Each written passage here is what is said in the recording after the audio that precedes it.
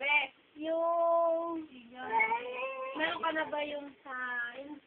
Tagaytay, wala ko. Ano? Ang dami-dami ko. Wala ka ba sa Tagaytay? Alam ko meron ka na eh. Hindi sana may nakapalag sa gabi. Wala pa ba? Ang dami doon sa akin. No. I-upload ko to Ano, na-upload mo na yan? Hindi po. Upload mo rin yun natin. And then, Yung mga pics niya. hindi kayo nilalagay sa ano niya. Ay, ilipat na lang. Di ba? Ililipat na lang. Ayan. I-upload ko sa YouTube yan. Okay. Scandal. Malaki yata yun eh. Hindi ko yata na